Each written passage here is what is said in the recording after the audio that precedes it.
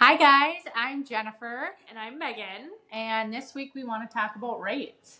Yeah, right? I mean, the scary rates that everyone is just like, oh my goodness. Well, you guys, yes. Interest rates are in the sevens. We started this week and ended this week about the same. So, what are we forecasting to see? And when interest rates are where they're at, Right. where is the opportunity, right? Right. Is it a good time to buy? Right. Is it a good time to sell? And it's so important that we educate you guys on this stuff because we're the ones that are in it every single day. Totally. Right? So next week we won't see much action. When this video gets posted, probably though, yes, the feds will have had a meeting and they're planning on keeping things the same. That's what we're forecasting, right? Right. What they're doing is they're trying to curb inflation and they're really trying to get that under control. And what we study, what the economists look at, are factors like, unemployment, right? So all of these factors that we're looking at, it's working. Right. And so it needed to happen. It needed to happen for a long time now. And it's actually working. Yeah.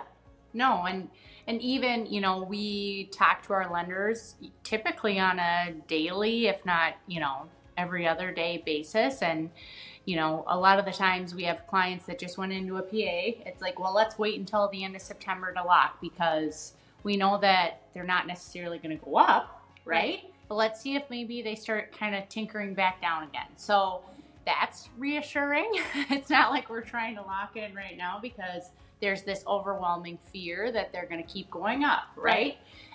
So that's really positive to see. And I think that just shows that we're all hopeful that rates are, kind of either stabilizing or on their way back down. And that's a really good thing to hear, right? Yeah, it is. Just helps buyers' confidence. Oh, absolutely. There is a fear of what is my mortgage payment with a 8% interest rate? Absolutely. And that's a real thing, Yep.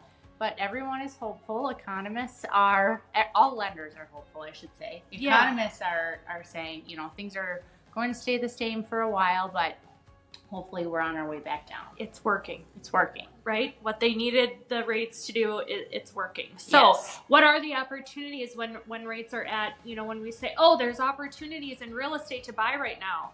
Well, buyers are like, well, what the heck? My rate's at 7.75 or whatever it is, right?